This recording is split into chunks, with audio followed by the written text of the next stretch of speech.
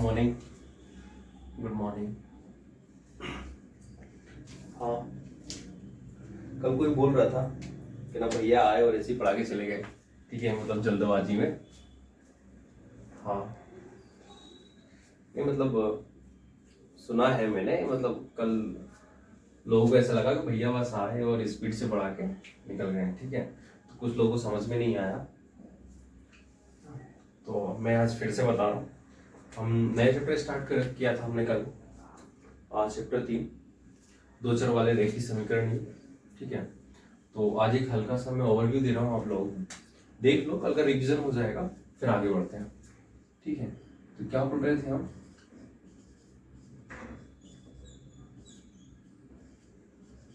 अध्याय 3।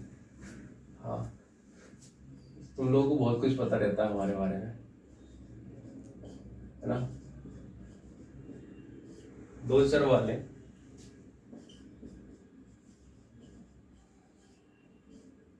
रेखिक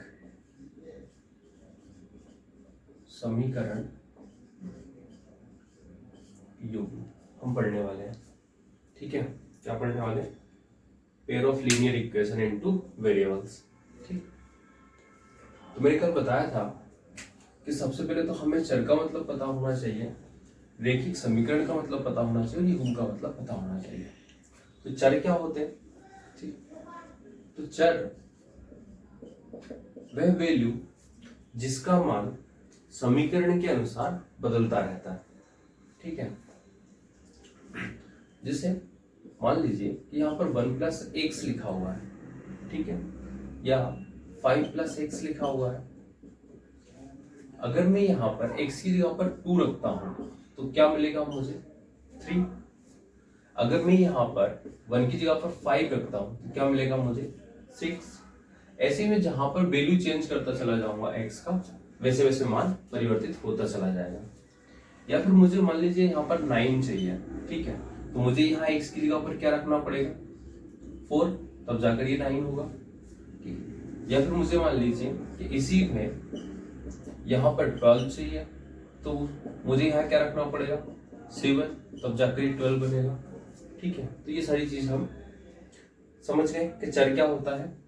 चर एक ऐसा मान जिसका समीकरण के अनुसार मान परिवर्तित होता रहता है या बदलता रहता है। ठीक है, दूसरी चीज हम रेखिक समीकरण देख रहे हैं। रेखिक समीकरण क्या होता है? रेखिक समीकरण वह समीकरण जिसमें चर की घात 1 हो। क्या हो? 1 हो।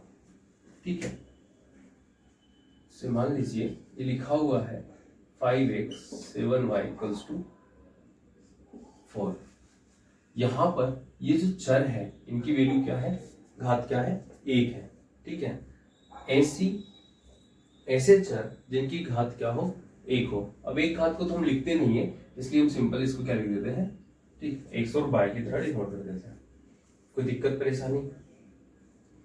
ठीक है, अब हम बात कर रहे हैं किसकी? रेखीय समीकरण युग्म की। तो सबसे पहले तो हमें पता है कि दो चर, तो हमने दो चर ले लिए, एक x हो गया, दूसरा y हो गया। ठीक है, तो हमें दो चर में क्या मिल गए? रेखिक समीकरण मिल गया। तो एक सिंपल सी बात है कि एक रेखिक समीकरण हो गया। ठीक, अब युग्म की बात है। युग्म मतलब जोड़ा, तो हमें दो समीकरण चाहिए, तो एक समीकरण तो हमने ये मान लिया, एक और बना लेते हैं। ठीक है, तो मैंने ये एक दूसरा समीकरण बना लिया। ठीक, तो अब ये हो गया समीकरण नंबर 1 हमारा, और ये हो गया समीकरण नंबर 2। ठीक, ये हो गया क्या? दो चर वाले रेखिक समीकरण का युग्म। ये हमारे चैप्टर का मतलब है। ये तो हमें समझ में आ गया। ठीक, अब यहां से हम थोड़ा आगे चलते हैं। क्या कि हमें पता होना चाहिए कि जो रेखिक समीकरण होता है, इस समीकरण का व्यापक रूप कैसा होता है। सबसे पहले रेखिक समीकरण का जो व्यापक रूप होता है,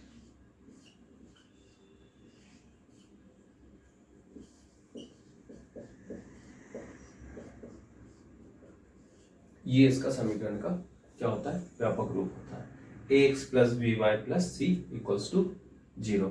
ठीक है, अब इसमें हम कुछ चीजें नोटिस करते हैं, कंपेयर करते हैं। ठीक है, कैसे कि जहां पर a लिखा हुआ है उसमें यहां पर क्या लिखा हुआ है 5 लिखा है, मतलब ये जो a है, ये जो b है, इसमें क्या लिखा हुआ है 7 लिखा हुआ है।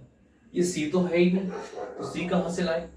तो c के लिए हम इस समीकरण को कुछ इस प्रकार से लिखते हैं, इस 4 को हम अंदर ले आते हैं तो ये माइनस का 4 हो जाता है और यहाँ पर 0। अब ये समीकरण बन गया और हमें c की वैल्यू क्या मिल गई -4 मिल गई। ठीक है, ये जो वैल्यूज दिख रही है इनको हम क्या कहते हैं? इन्हें हम पहले नंबर पे तो जहां पर चर है उसका गुणांक कहते हैं। ठीक है, कि ये चर का गुणांक है 5, यहाँ पर y का गुणांक है 7। ठीक है, और दूसरा जो ये लिखे हुए हैं 5, 7, -4, ये सब क्या है? ठीक है ना, ये अचर पद है। क्या है? अचर पद है, कॉन्सोनेंट है। कोई दिक्कत? ठीक, ये चीज समझ में आई? चर और अचर समझ में आ गया। हमें समीकरण का व्यापक रूप मिल गया कि रैखिक समीकरण इस प्रकार का होता है। ठीक है, एक चीज और कि हम जब दो चर वाले रैखिक समीकरण की बात करते हैं तो यहां पर कभी भी x या y के गुणांक में 0 नहीं आएगा। क्या नहीं आएगा?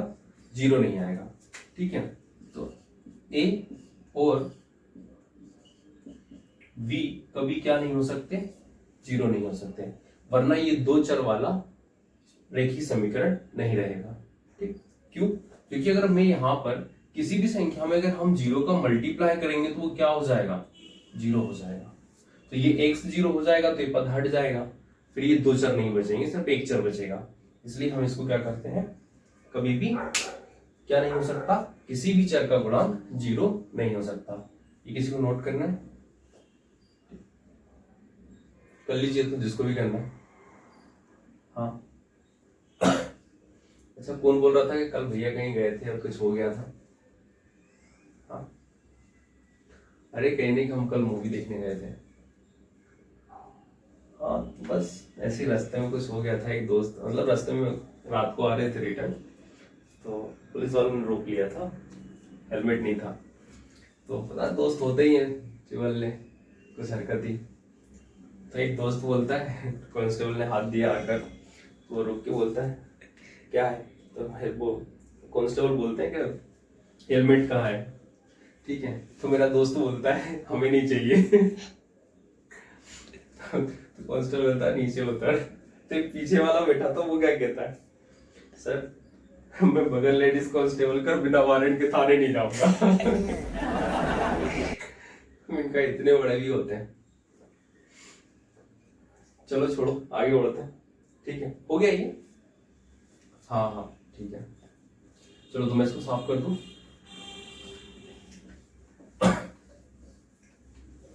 बिल्कुल,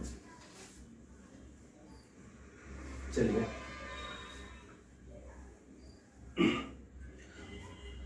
अब हम बात कर रहे हैं रैखिक समीकरण को सॉल्व करने के बारे में। हमें ये तो पता चल गया कि रैखिक समीकरण होता कैसा है। ठीक है, लेकिन इस रैखिक समीकरण युग्म को हम सॉल्व कैसे करते हैं? तो सबसे पहले हम इस रैखिक समीकरण को दो प्रकार से सॉल्व करते हैं। नंबर 1, तो हम इसको ग्राफी विधि से सॉल्व करते हैं, मतलब हम ग्राफ के माध्यम से सॉल्व करते हैं, ऐसे ग्राफ बनाकर। ठीक है, दूसरा हम इसको बीजगणितीय विधि से करते हैं।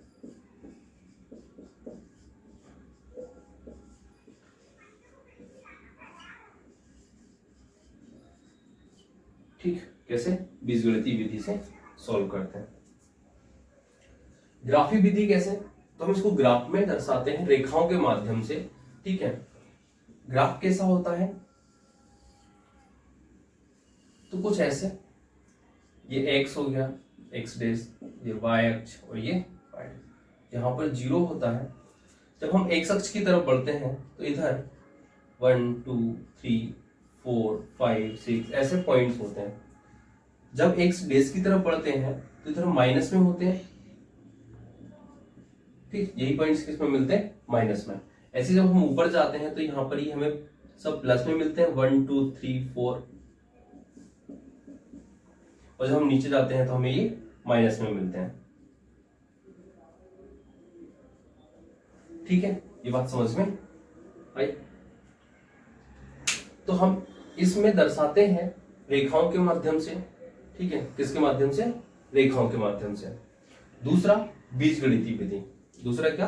बीजगणितीय विधि। तो बीजगणितीय विधि के अंदर हम 3 विधियां पढ़ते हैं।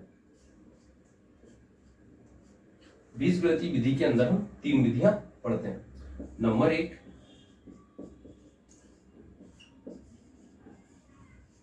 विलोपन विधि। नंबर 2, कौन बोल रहा है? नंबर 2 प्रतिस्थापन विधि, और नंबर 3 वज्रगुणन विधि। ठीक, ये 3 विधियां हम बीजगणितीय विधि के अंदर पढ़ेंगे। ठीक, वज्रगुणन विधि पिछले साल से सिलेबस से हटा दी गई है, तो इसको हम नहीं पढ़ते। अब हमें सिर्फ क्या पढ़ना है? एक तो विलोपन विधि पढ़नी है और दूसरी प्रतिस्थापन पढ़नी है। ठीक है, बोर्ड पे जगह ही नहीं बची है, तो इसको लिख लो।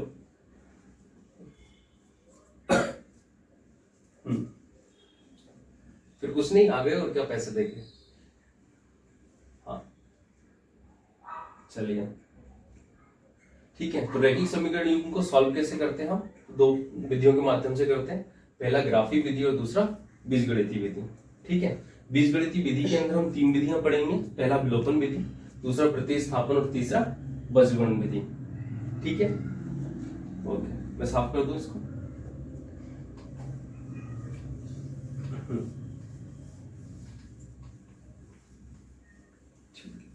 अब हम ग्राफी विधि पढ़ने वाले हैं। क्या पढ़ने वाले हैं? ग्राफी विधि।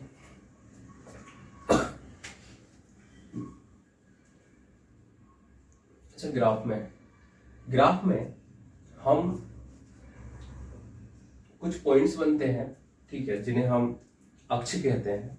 उन अक्ष के माध्यम से हम रेखा प्रदर्शित करते हैं। ठीक है, तो मैं पहले चलो ठीक है, मैं आपको रेखा बता देता हूं। 3 प्रकार की रेखाएं होती हैं। पहली प्रतिच्छेदी, दूसरी समपाती और तीसरी समांतर। ये 3 प्रकार की क्या होती हैं? रेखाएं होती हैं। ठीक, वो पता नहीं कौन बोल रहा है, रेखा बच्चन। रेखा बच्चन नहीं है। ठीक है, चलिए ना। प्रतिच्छेदी, समपाती और समांतर रेखाएं। प्रतिच्छेदी का मतलब क्या होता है? 2 ऐसी रेखाएं जो एक दूसरे को किसी एक पॉइंट पर काटती हो या फिर एक दूसरे से होकर गुजरती हो। ठीक है, तो यहां पर हमने 2 रेखाएं बनाई है। ठीक, ये किसी एक पॉइंट, एक बिंदु, मान लीजिए ये O बिंदु है, यहां से होकर गुजरती है। तो इस बिंदु को हम क्या बोलते हैं? प्रतिच्छेदी बिंदु बोलते हैं। ठीक है, या फिर उभयनिष्ठ बिंदु बोलते हैं। संपाती रेखा है, ये एक रेखा है हमारी ए भी, इसी के ऊपर से कोई दूसरी रेखा, इसी के ऊपर से कोई दूसरी रेखा, ठीक है, मान लीजिए पी क्यू गुजरती है। ये दोनों एक दूसरे के ऊपर से गुजर रही हैं। ठीक है, इसलिए इसको हम क्या बोलते हैं? समपाती, मतलब एक दूसरे में समाकर जो चल रही है वो, ठीक है, क्या हो गई? समपाती रेखाएं हो गई है। तीसरा समांतर रेखाएं। समांतर रेखाएं कैसी होती है? 2 ऐसी रेखाएं जो समान अंतर पर चले। किस पर? समान अंतर पर चले, मतलब इन दोनों रेखाओं के बीच की जो दूरी है वो शुरू से लेकर लास्ट तक क्या हो? समान हो। ठीक, उसे हम क्या बोलते हैं? समांतर रेखा बोलते हैं। ठीक है, कोई दिक्कत परेशानी? ये बात समझ में आ गई? रेखा कैसी? जैसे कि ट्रेन की पटरियां, ठीक है, ट्रेन की पटरी, वो सब क्या होती है? समांतर रेखा, मतलब हम स्टार्टिंग से लास्ट तक बीच में बराबर गैप मेंटेन करते हुए बनी रहती हैं। ठीक है, तो ये हो गई हमारी रेखाएं।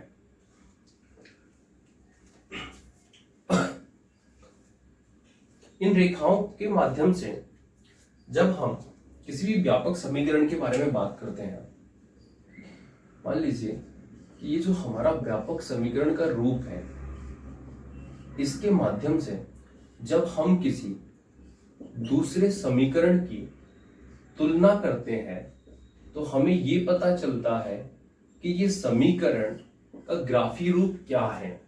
क्या अब एक की तो तुलना हो नहीं सकती, क्योंकि एक समीकरण सिर्फ एक रेखा बनाता है, हमें तो दो रेखाएं चाहिए, इसलिए हम समीकरण युग्म पढ़ रहे हैं। और इसीलिए हम क्या करते हैं कि हम दो समीकरण का क्या बनाते हैं, दो रेखा बनाते हैं, और दो रेखा बनाकर हम उसका ग्राफ तैयार करते हैं। और ग्राफ के माध्यम से हमें ये पता चलता है कि ये जो ग्राफ तैयार हुआ है वो प्रतिच्छेदी रेखा प्रदर्शित करता है या संपाती प्रदर्शित करता है या फिर समांतर रेखा प्रदर्शित करता है। ठीक है, अब ये चीज पता कैसे चलती है, ये सबसे बड़ी बात है। तो हम ग्राफ विधि देख लेते हैं।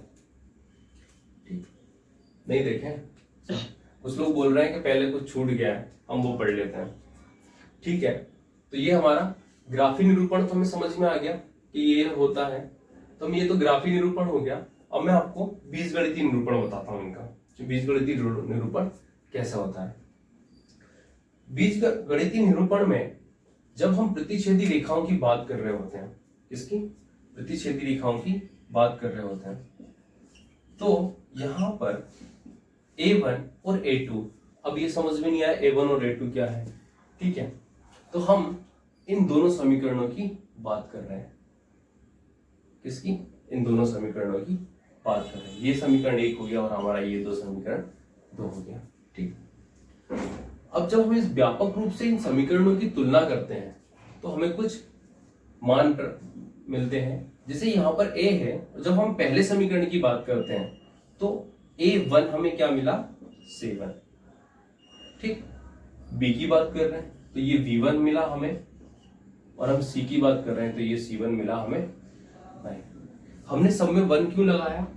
क्योंकि ये पहले समीकरण की बात कर रहे हैं, समीकरण एक की बात कर रहे हैं, इसलिए हमने सब में 1 लगा दिया। जब इस व्यापक रूप का हम समीकरण 2 से तुलना करते हैं तो हमें सभी के साथ में क्या लगाना होता है? 2। जैसे B2 की वैल्यू 3 और C2 की वैल्यू ये 7 हो गया। ठीक, ये हमें समझ में आ गया। अब ये जो मान मिला है हमें, इसमें इन दोनों के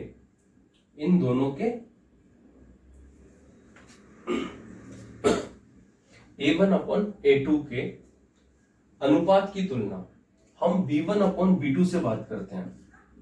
किससे? B2 से। और इसकी तुलना हम C1 अपॉन C2 से करते हैं।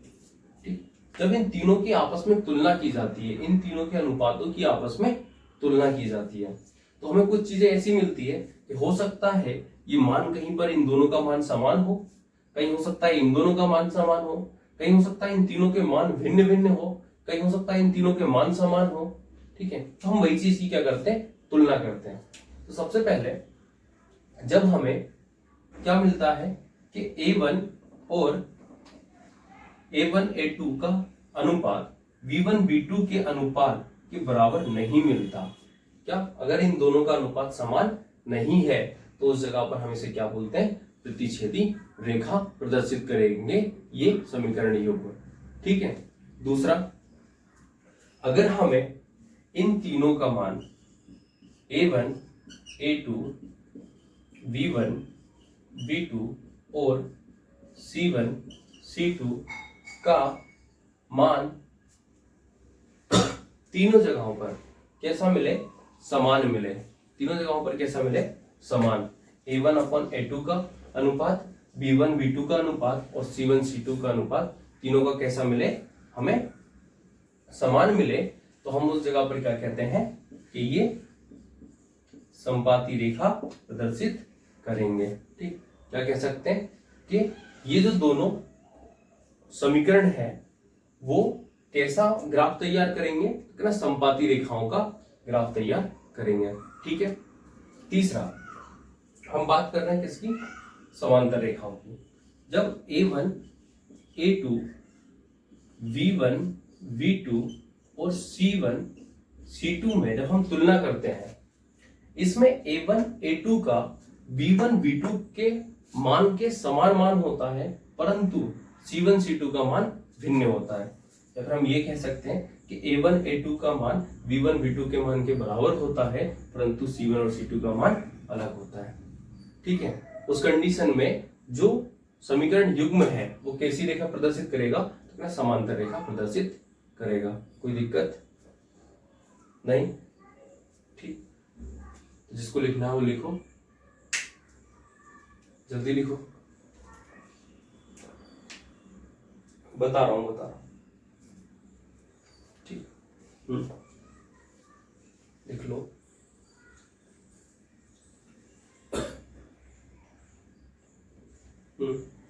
ये ग्राफी निरूपण हो गया। ठीक है, क्या हो गया? ग्राफी निरूपण। ठीक, इसके आगे लिखना यहां पर बीजगणितीय निरूपण। क्या? बीजगणितीय निरूपण।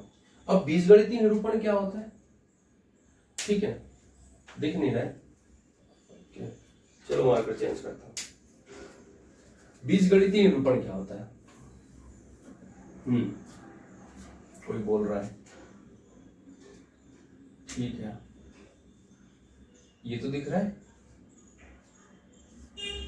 ये हो गया हमारा ग्राफी निरूपण। जब हम इन दोनों समीकरणों को जब ग्राफ पर प्रदर्शित करते हैं तो हमें पता चलता है कि किस प्रकार की रेखाएं हैं, इसलिए हम इसको बोलते हैं ग्राफी निरूपण।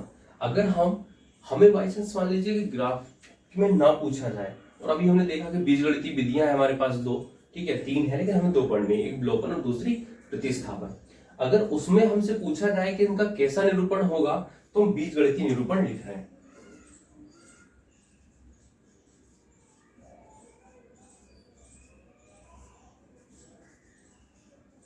ठीक है, क्या? बीजगणितीय निरूपण देख रहे हैं। तो बीजगणितीय निरूपण क्या कहता है कि जब समीकरण में, जब इस समीकरण युग्म में A1/A2 और B1/B2 का मान समान ना हो, तो कैसा बीजगणितीय निरूपण होगा इनका? तो कहना वहां पर अद्वितीय हल बनेगा। कैसा बनेगा? अद्वितीय हल, मतलब केवल एक हल होगा, कोई दूसरा हल इसका नहीं होगा। बात समझ में आ गई? ठीक है, क्या होगा कि इसका सिर्फ केवल एक हल होगा, कोई दूसरा हल नहीं होगा, इसलिए हम इसको क्या बोलते हैं? अद्वितीय हल बोलते हैं। ठीक है, दूसरा, जब हमसे पूछा जाए कि अगर ऐसी कंडीशन बन जाए A1/A2, B1/B2 और C1/C2 इन तीनों का अनुपात अगर बराबर हो, तो ऐसे कंडीशन में क्या होगा? तो कह रहा है ऐसी कंडीशन में इनके अनंत हल निकलेंगे। क्या निकलेंगे? अनंत हल निकलेंगे। ठीक है, इसको हम अनंत अनेक हल भी बोलते हैं, अनंत हल या फिर अनेक हल बोलते हैं। ठीक है, तो ऐसी जगहों पर क्या मिलेगा कि संपाती रेखाओं का जहां पर निरूपण करता है कोई भी समीकरण युग्म, उस जगहों पर अनंत हल मिलते हैं हमें।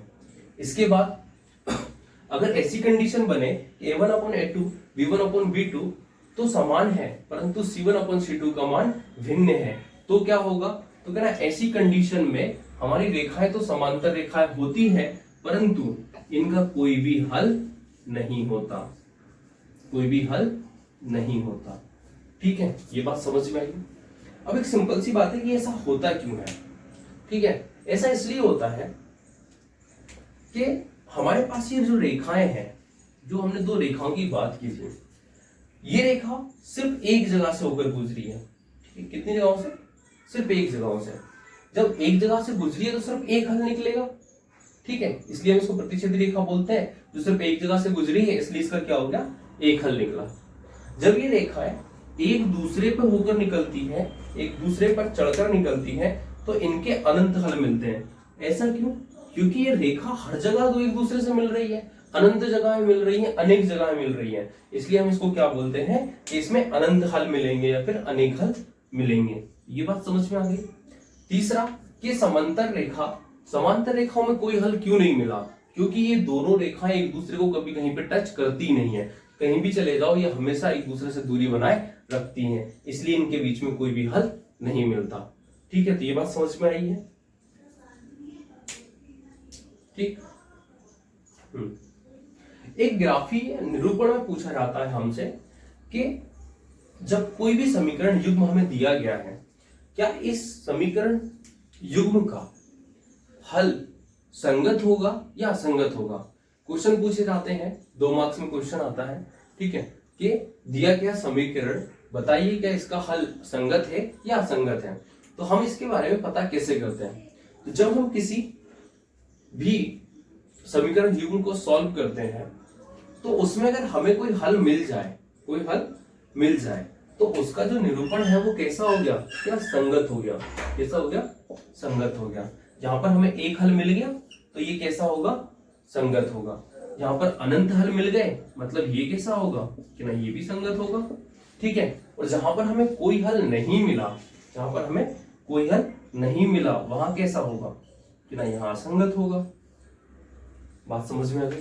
ठीक है, कि अगर समीकरण युग्म का कोई हल मिल जाता है तो वो संगत है और अगर हल नहीं मिलता तो वो असंगत है। ठीक है, ये बात समझ में आई। ओके, ठीक है, तो लिख लीजिए।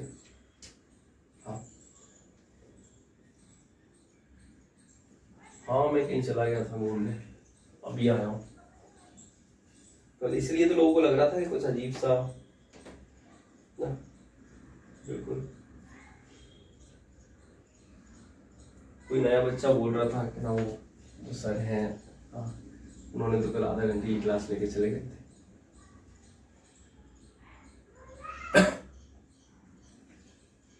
ठीक है, किसी को कोई दिक्कत तो नहीं है, ऐसा कुछ के समझ में नहीं आया। ठीक है, ये जो आज हमने जो भी इतना पढ़ा है ये एक इम्पोर्टेंट टॉपिक है।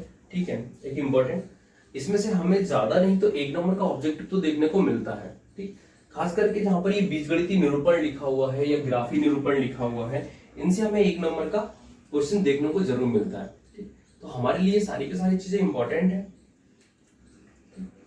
जैसे इसका ये गणितीय निरूपण दिया गया बीजगणितीय, इसको हमें पढ़ना है, याद रखना है और अच्छे से इसको समझना है। आगे चल के बहुत ज्यादा फायदेमंद होने वाला है हमारे लिए। ठीक है, ये तीनों चीज समझ में आ गई। हाँ ठीक है, 2 नंबर में क्वेश्चन जो निकल के आते हैं वो संगत असंगत से निकल के आते हैं, तो हमें इनको सॉल्व करना आना चाहिए, तो वो मैं आगे सिखाने वाला हूँ। फिलहाल तो ये हमारा 1 नंबर का ऑब्जेक्टिव पोर्शन है वो कंप्लीट हो गया। ठीक है, तो ये हमें पता होना चाहिए कि कैसे क्वेश्चंस निकल के आते हैं, कहाँ से निकल के आते हैं। ठीक है, क्वेश्चंस बेसिक से सारी चीजें पता होनी चाहिए कि हमें रैखिक समीकरण कैसे बनाना है। ठीक, रैखिक समीकरण के बाद हमें ये पता होना चाहिए कि इन समीकरणों का सॉल्व करने के तरीके क्या है। ठीक है, सॉल्व करने के तरीके में जब हम ग्राफी विधि देखते हैं तो ग्राफी विधि ज्यादातर आजकल पेपर में नहीं पूछी जाती, लेकिन जो ऑब्जेक्टिव पूछा जाता है वो किससे पूछा जाता है, ग्राफ विधि से पूछा जाता है। तो हमें ये पता होना चाहिए कि ग्राफी विधि में क्या होता है, तो क्या ना ग्राफी विधियों में हमें 2 रेखाओं के माध्यम से बताना होता है कि रेखा क्या कर रही है। रेखा अगर किसी एक जगह से एक दूसरे को काट रही है मतलब वो रेखाएं कैसी हैं, तो क्या प्रतिच्छेदी रेखाएं हैं। ठीक है, अगर रेखा एक दूसरे के ऊपर होकर चल रही है मतलब वो संपाती रेखा है। अगर वो रेखा एक दूसरे के बिल्कुल बराबर चल रही है लेकिन कहीं भी एक दूसरे को नहीं काट रही है मतलब वो रेखा कैसी है, समांतर रेखा है। ठीक है, अगर हमसे पूछ लिया जाए कोई भी एक हमें समीकरण लिख के दे दिया और हमसे पूछा कि समीकरण का युग्म कैसा है, इसका हल संगत है या असंगत है। ठीक है, तो हमें ये पता होना चाहिए। ये पता कैसे चलेगा, तो ये हमें पता यही चलेगा जो बीजगणितीय निरूपण लिखा है इन्हीं से तो पता चलेगा कि इसका कोई हल है या नहीं है। ठीक है, क्यों, क्योंकि हमने गणितीय निरूपण देखा कि अगर a1/a2 और b1/b2 का अनुपात अगर बराबर नहीं है, अगर इन दोनों के मान बराबर नहीं है तो ये कैसा होगा कि ना ये अद्वितीय हल देगा, सिर्फ एक हल देगा हमें। ठीक, अगर इन तीनों के a1/a2 b1/b2 और c1/c2 का मान, तीनों का अनुपात अगर समान है तो ये कैसा होगा कि ना इसके अनंत हल होंगे। क्या होंगे, अनंत हल होंगे। और अगर ये a1/a2 और b1/b2 का मान तो बराबर है परंतु c1/c2 के अनुपात का मान भिन्न है तो इसका कोई हल नहीं होगा। ये हमें कैसे पता चलेगा? तो ये हमें गणितीय निरूपण के माध्यम से पता चलेगा। ये तीन चीजें हमें पता होंगी तो हम इसे पता कर पाएंगे। और जब हमें ये पता चल गया कि इसका कोई हल है, इसके अनंत हल हैं और इसका कोई हल नहीं है, तो हमें क्या हो जाएगा कि हमें ये पता है कि अगर हल है तो ये संगत है और अगर ये इसका हल नहीं है तो ये असंगत है।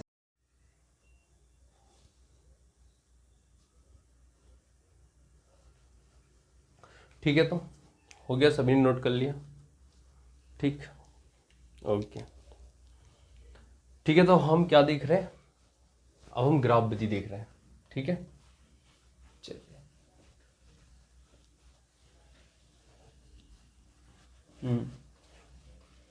अच्छा,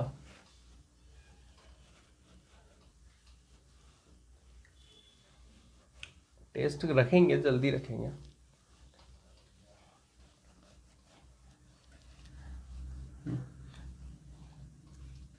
कल संडे है तो कल की तो छुट्टी है।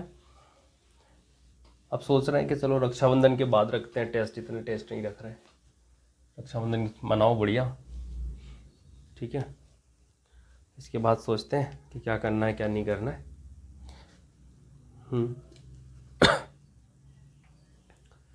चलिए, तो हम क्या देखने वाले हैं? ग्राफ विधि।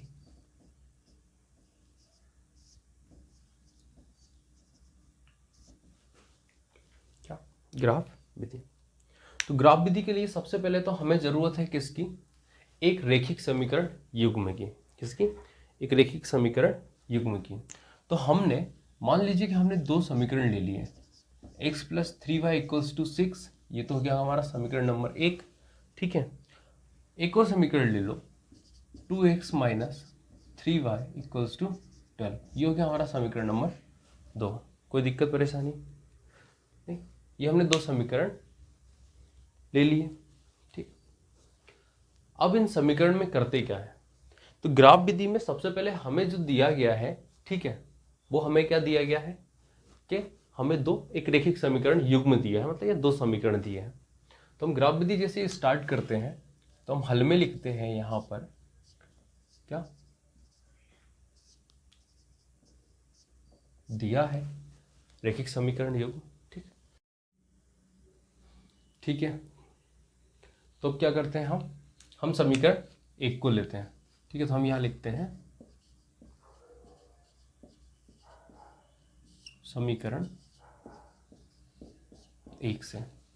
समीकरण एक से हम किसी भी एक चर का मान निकालते हैं। ठीक है, तो हमने समीकरण एक से x का मान निकाला, तो कैसे निकलेगा? ये जो 3y है इसका पक्षांतरण करके हम उस साइड लेकर जाएंगे, तो जो प्लस का है वो कैसा हो जाएगा? माइनस का हो जाएगा। बात समझ में आ गई? ठीक, अब यहाँ पर जो ये x आया है, ठीक, ये जो y है, इनमें से हम किसी एक का मान रखते हैं। तो ज्यादातर जाहिर सी बात है कि हम x का मान निकाल रहे हैं तो हम y का मान रख कर चलेंगे। चले, तो हमने क्या रखा? y का मान हम हमारी मर्जी से रखते हैं, कुछ भी रख सकते हैं आप। 0 रख लो, 1 रख लो, 2 रख लो, 25, 50, 100, जो भी आपको रखना आप रख सकते हो, कोई दिक्कत नहीं है। ठीक है, बस ये है कि संख्या जितनी छोटी रखोगे उतनी छोटी कैलकुलेशन में आपका क्वेश्चन सॉल्व हो जाएगा। अगर आप ज़्यादा बड़ा रख लोगे तो ज़्यादा बड़ा हो जाएगा, और फिर जब ग्राफ बड़ा होगा तो आप बनाओगे कैसे, ये दिक्कत है। इसलिए हम क्या करते हैं, हम छोटा मान लेकर चलते हैं। तो मैंने यहां पर रखा y बराबर 0 रखने पर। ठीक है, जब मैं यहाँ पर y बराबर 0 रखूंगा तो x 6 माइनस 3 इंटू वाई की जगह पर क्या रखा? 0। तो x बराबर क्या हो गया? 6 माइनस 3 का मल्टीप्लाई 0 में करूंगा तो क्या हो जाएगा? 0। तो x क्या होगा? 6 माइनस 0 मतलब ये रहा हमारा 6। ठीक है, तो x की वैल्यू क्या आ गई? 6। अब हम साइड में एक सारणी बनाकर चलते हैं। क्या बनाते हैं? सारणी बनाकर चलते हैं। ठीक, जिसमें हम क्या लिखते हैं? वैल्यूज लिखते हैं, यहाँ x की और यहाँ y की। ठीक है, आप सारणी में 2 मान निकाल सकते हैं, 3 निकाल सकते हैं, 4 निकाल सकते हैं, जितना आप चाहें उतना मान निकाल सकते हैं, कोई दिक्कत नहीं। ठीक है, ज़्यादातर हम 2 मान पर ही रुक जाते हैं। मैंने y की जगह पर जब 0 रखा तो मुझे x क्या मिला? 6 मिला। ठीक है, ऐसे ही अब मैं आगे y बराबर क्या रख लूँ? 1 रख लूँ, तो मुझे क्या मिलेगा, y बराबर 1 रखने पर, जब मैंने y बराबर 1 रखा तो x equals to 6 minus 3 into Y की जगह पर क्या 1, x बराबर 6 माइनस 3, तो x बराबर क्या हो गया 3, तो x की वैल्यू क्या मिल गई हमें 3 मिल गई। ठीक है, जब मैंने y का मान 1 रखा तो मुझे x क्या प्राप्त हुआ 3, कोई दिक्कत नहीं। ठीक, अगर हम चाहें तो अब आगे y की वैल्यू 2 रख सकते हैं, क्या रख सकते हैं, ठीक है, y बराबर क्या रखा हमने 2 रखने पर, जब मैं 2 रखूंगा तो क्या आएगा x equals to 6 minus 3 into 2, तो x equals to 6 minus 3 into 2 equals to 6। ठीक है, तो x 6 माइनस 6 क्या हो जाएगा 0। ठीक है, कोई दिक्कत, अच्छा कोई बोल रहा है भैया पूरा इंग्लिश हो गया, चलो कोई बात नहीं ना। अब y बराबर मैंने 2 रखा, ठीक है, तो x बराबर क्या मिल गया 6 माइनस 3 इंटू 2, ठीक है, 3 का गुणा 2 में करूंगा तो 6 हो जाएगा। ठीक है, x बराबर 6 माइनस 6 को 6 में से घटाऊंगा तो 0 हो जाएगा। ठीक है, हिंदी हो गया, कोई दिक्कत, ओके। ठीक है, तो हम इस सारणी में इसको थोड़ा सा बढ़ा लेते हैं। क्या मिला हमें, जब हमने y की वैल्यू 2 रखी तो हमें x क्या मिल गया 0 मिल गया। ठीक, इतना नोट करो।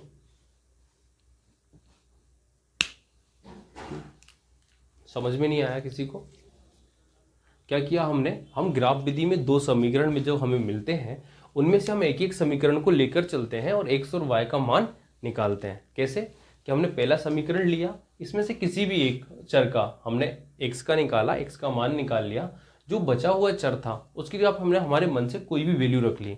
हमने मान लिया कि x y की जगह पर 0 अगर हो तो क्या मिलेगा बाय x का मान, तो क्या हमें पता चल गया 6 मिलेगा। ठीक है, अगर y की जगह पर 1 रखें तो क्या होगा, तो क्या हमें पता चल गया x का मान 3 मिलेगा। अगर y की जगह 2 रखें तो क्या होगा, तो क्या हमें पता चल गया x का मान 0 मिलेगा। ऐसे हमने 3 मान निकालकर साइड में रख लिए। अब ये तो होगा समीकरण 1 के लिए। ठीक, अब हम समीकरण 2 की बात करेंगे, किसकी, समीकरण 2 की। तो ये सब ने लिख लिया क्या, ओके चलिए, अब हम यही सेम प्रोसेस किसके साथ करने वाले, समीकरण 2 के साथ।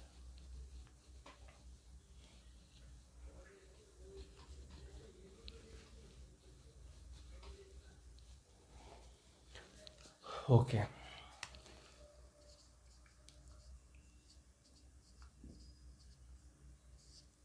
समीकरण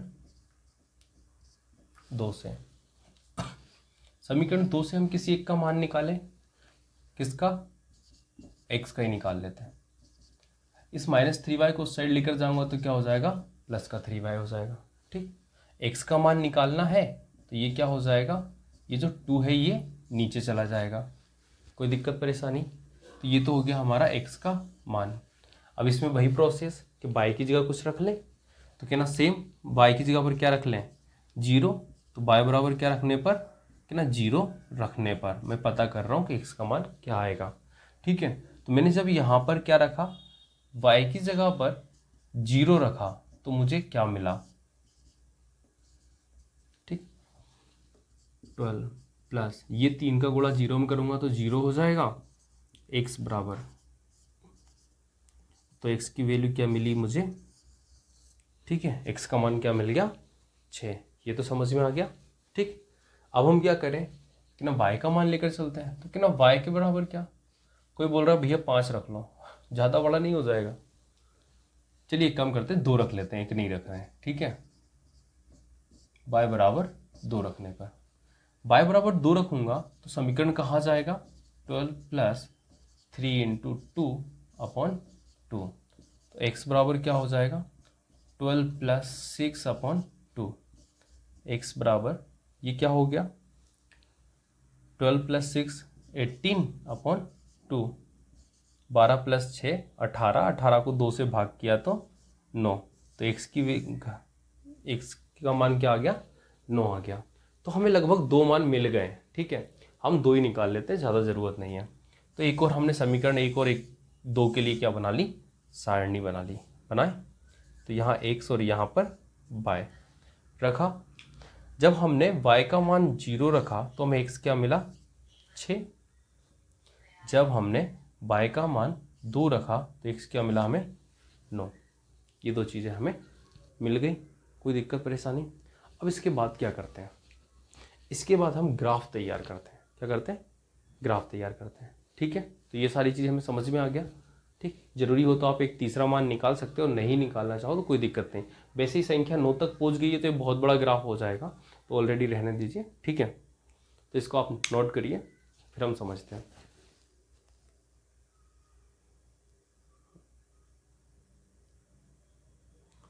ठीक है, कुछ नहीं, दोनों समीकरणों में अपने मन से जो आपको अच्छा लगे आप वो वैल्यू रख सकते हो। एक्स का रख लो, वाई का रख लो, यहाँ हमने सब में वाई का रखा है, तुम चाहो तो एक्स का रख सकते हो। बस ये ध्यान रखना कि एक समीकरण को लेना, एक समीकरण में दो मान रखना, उसकी सारणी बनाना, फिर दूसरे समीकरण को लेना, उसके में दो जगहों पर मान रखना और उसकी सारणी बनाना। 2, 3, 4 जितने भी आप बनाने चाहो बना सकते हो। यहाँ दोनों को साइड में लिखने के बाद, ये थोड़ी कंप्लीट करने के बाद फिर हम बनाते हैं क्या, एक ग्राफ।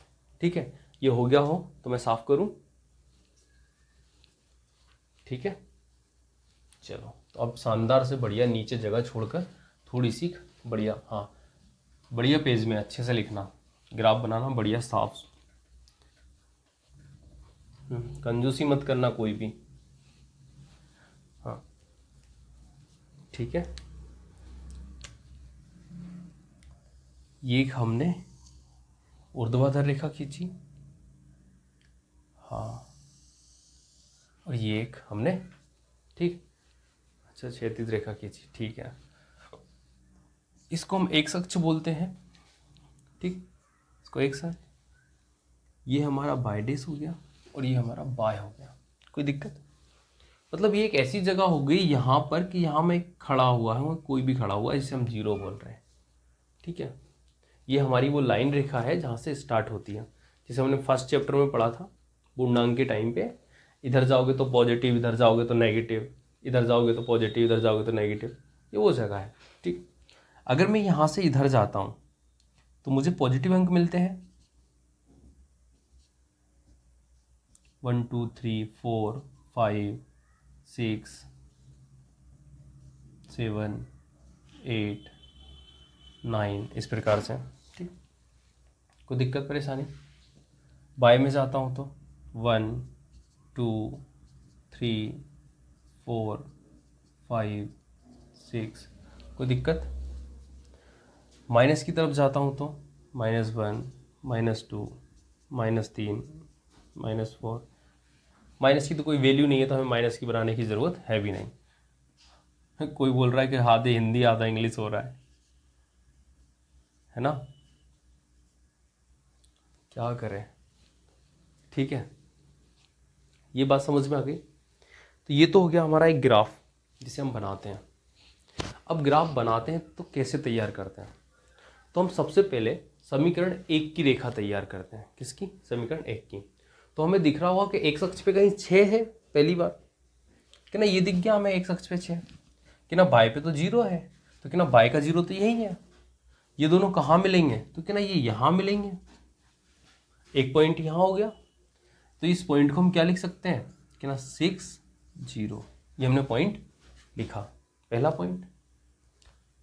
कैसे समझ में आया कि ना, पहले हम एक्स को देखते हैं और दूसरा हम वाई को देखते हैं, और दोनों जहां मिल रहे होते हैं उस जगह को हम क्या करते हैं, उस जगह पर हम एक बिंदु बनाते हैं, एक अक्ष बनाते हैं।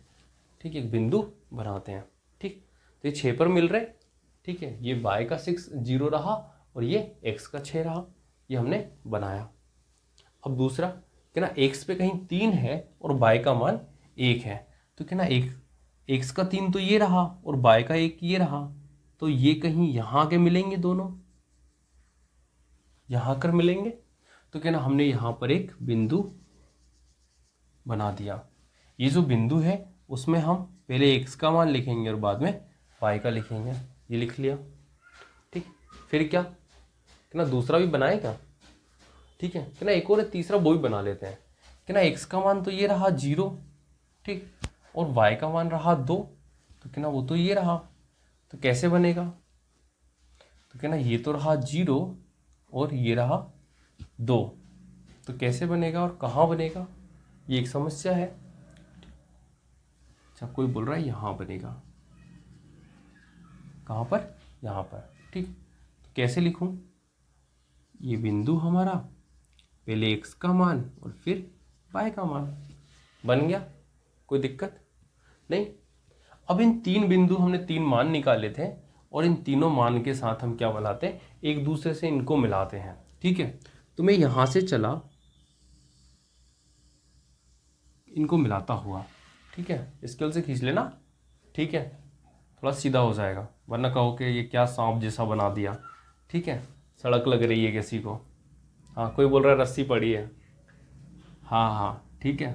तो ये क्या हो गया, ये हमें एक रेखा मिली, क्या मिली, एक रेखा। अबे रेखा, लड़की नहीं है, कौन बोल रहा है ये? ठीक है, ये रेखा मिली। ठीक, इस रेखा को हमने नाम दिया क्या, ए बी। क्या नाम दे दिया, ए बी। फिर कोई दिक्कत नहीं।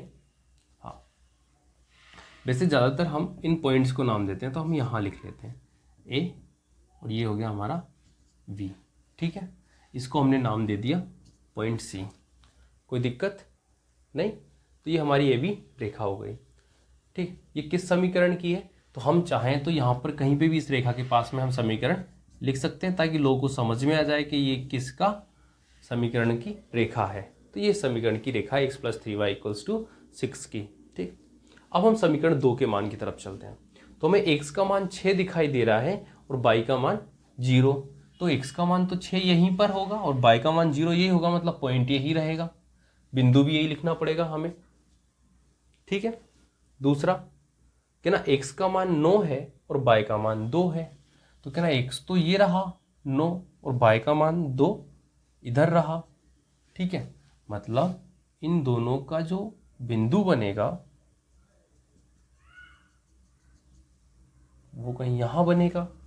ठीक है, मतलब वो बिंदु यहां कहीं पे होगा। तो हम इसको लिख लें, क्या लिख लें, x का मान क्या है 9 और y का मान क्या है 2, ये हमने लिखा। दो बिंदु हो गए इसके, एक ये रहा और एक ये, इन दोनों को आपस में मिला दें क्या, तो क्या ना हमने इन दोनों को आपस में मिलाया। ठीक है, इन दोनों को जब हमने आपस में मिलाया तो ये एक नई रेखा बन गई। क्या बन गई, एक नई रेखा बन गई। इस रेखा को हम नाम देते हैं, क्या नाम देते हैं, कि एक तो बिंदु इसका ये मान लो ये रेखा P है और ये Q है, लेकिन B और P दोनों एक ही पॉइंट है। क्या है, दोनों एक ही पॉइंट है। मतलब हमें ये समझ में आ गया कि इन दोनों के अंदर एक उभयनिष्ठ बिंदु है जो कि B है। क्या है, उभयनिष्ठ बिंदु है जो कि B या P, जो भी आप बोलना चाहें बोल सकते हैं। ठीक है, वो है, मतलब रेखा AB में एक बिंदु B और रेखा PQ में बिंदु P एक उभयनिष्ठ बिंदु है, जिससे हमें क्या पता चलता है, जिससे हमें ये पता चलता है कि इस ग्राफ के माध्यम से हम कैसी रेखा प्रदर्शित कर रहे हैं, तो क्या ना हम एक प्रतिच्छेदी रेखा प्रदर्शित कर रहे हैं। ठीक है, ये एक दूसरे को इस उभयनिष्ठ बिंदु पर क्या कर रही है, काट रही है। ठीक है, ये एक दूसरे से होकर गुजर रही हैं। इससे हमें पता चला, अगर हमसे पूछा जाए कि इस समीकरण युग्म में कैसी रेखा प्रदर्शित की गई है, तो कहना ये एक प्रतिच्छेदी रेखा प्रदर्शित करता है। ठीक है, दूसरा हमें ये पता है कि जब रेखा प्रतिच्छेदी रेखाएं होती हैं तो हल कैसा मिलता है। ठीक है, तो हल कैसा मिलेगा कि ना, अद्वितीय हल मिलेगा। कैसा मिलेगा, अद्वितीय हल मिलेगा, मतलब केवल कैसा मिलेगा कि ना, केवल एक हल मिलेगा। ठीक है, क्या मिलेगा, केवल एक हल मिलेगा। और जब कोई हल हमें मिल जाता है, जब कोई हल हमें मिल जाता है तो वह युग्म कैसा होता है, तो वह युग्म संगत होता है। कैसा होता है, संगत होता है। ये बात हम पहले समझ चुके थे थ्योरी में। ठीक है, तो ये चीज़ सब समझ में आ गई, हम बना सकते हैं इसको। किसी को कुछ समझ में नहीं आया हो तो अच्छा, कोई बोल रहा अगर एक और बिंदु लेते तो क्या होता, अगर एक और बिंदु लेते तो उसका मान कहीं यहाँ आके बनता, उसका ग्राफ इधर कहीं पे बनता, तो वो थोड़ी सी रेखा लंबी हो जाती। ठीक है, बिंदु तो यही रहता, फिर भी उभयनिष्ठ B जो बीच में आ रहा है। ठीक, हाँ ओके, तो ये समझ में आ गया, इसको लिखा सभी ने। लिखने के बाद एक आध लाइन लिख सकते हैं हम नीचे, ठीक है, एक आध लाइन पहले लिख लो आप लोग, फिर इसके बाद लिखना, ठीक है। बन गया सभी का ग्राफ, हाँ ठीक है, ग्राफ बन गया। ये जो दूसरी रेखा है इस पे दूसरा समीकरण लिख देना, 2x - 3y बराबर 12, ठीक है। ये दूसरा समीकरण लिख देना कि ये दूसरे समीकरण की रेखा है, ठीक है। ये समझ में आया?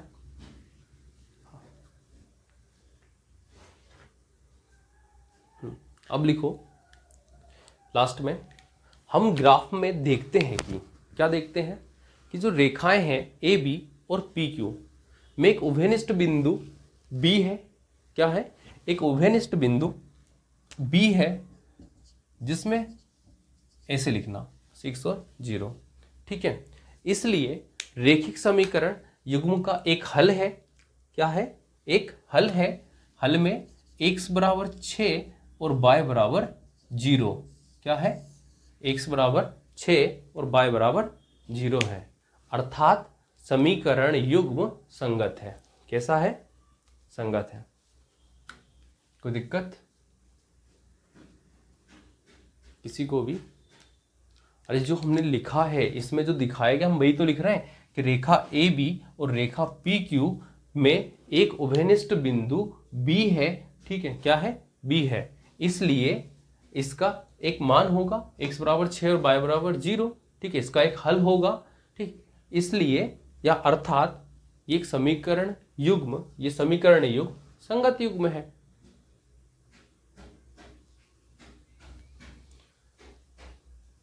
ओके, कुछ घर जाके प्रैक्टिस कर लेना, ठीक है, सभी घर जाके कर लेना, प्रैक्टिस कर लेना, एक दो क्वेश्चंस कर लेना, ठीक है, कुछ एक दो क्वेश्चंस करके देखना, ठीक। हाँ, होमवर्क समझ लो। आज की क्लास यहीं ख़त्म करते हैं, ठीक। फिर हाँ, कल विलोपन विधि बताऊंगा, एक क्वेश्चन और बताऊंगा मैं आपको कल ग्राफ का, इसके बाद में फिर विलोपन बताता हूँ, ठीक है। हाँ, ये आपका एग्जाम्पल ही है फर्स्ट वाला, ठीक है। हाँ, ओके, बाय।